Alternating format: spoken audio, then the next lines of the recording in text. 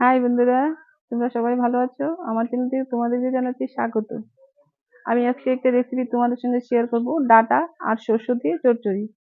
চলো, এই চচ্চড়ির জন্য যা যা উপকরণ নিয়েছি সব তোমাদের সঙ্গে শেয়ার করব।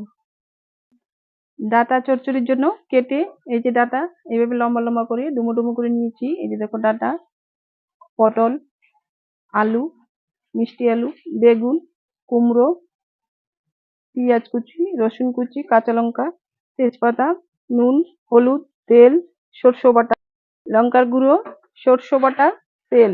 চলো এবার যাচ্ছি হেসেলে। এখন বসাচ্ছি কড়া। কড়া বসিয়ে দিয়েছি। কড়াতে দিয়ে দিব তেল। চচ্চড়ি তৈরি করার জন্য তেল দিয়ে দিচ্ছি। তেল ভালো করে গরম করে নিয়েছি। দিচ্ছি তেজপাতা, গোটা শুকনো লঙ্কা, রসুন কুচি। কুচি তোমরা না চাইলে না দিলেও হবে, কিন্তু আমরা একটু ভালোবাসি চচ্চড়িতে রসুন কুচি, তাই দিয়ে দিয়েছি। অল্প পেঁয়াজ কুচি। এবারে নাড়াচাড়া দিয়ে দিব।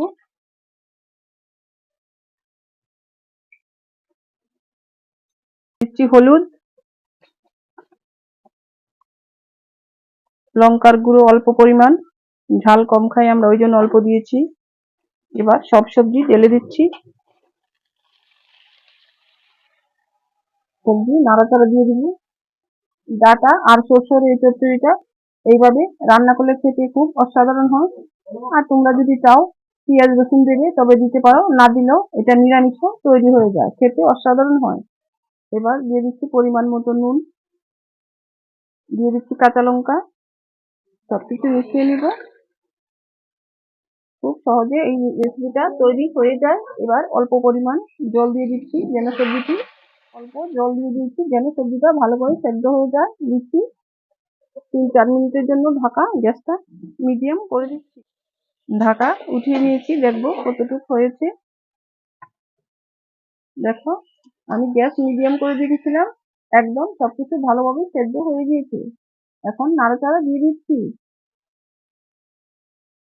অল্প টাইম সবজিটা ভেজে নিব। সবজিটা আমি ঢাকাটা উঠিয়ে আরো 1-2 মিনিট ভেজে নিচ্ছি ভালো করে। দেখো, দেখতে কত সুন্দর হয়েছে ডাঁটার চচ্চড়ি। এবার দিচ্ছি সরষে বাটাটা আমি একটু জল দিয়ে মিশিয়ে নিয়েছি, পাতলা করে নিয়েছি। এবার সবকিছু ভালোভাবে মিশিয়ে নিব। প্লিজ তোমরাও ডাঁটার চচ্চড়ি তৈরি করে খেও। আর আমার ভিডিওটা শুরু থেকে শেষ অবধি দেখো। আমার চ্যানেলটা সাবস্ক্রাইব করে দিও। দেখো, দেখতে কত সুন্দর হয়েছে চচ্চড়ি, একদম রেডি। এবার অল্প চিনির দানা দিয়ে দিব, 4-5টা দানা, যেন টেস্টটা একদম পারফেক্ট আসে। এবার নামিয়ে নিব। মিশিয়ে নিয়েছি, এবার নামিয়ে নিচ্ছি।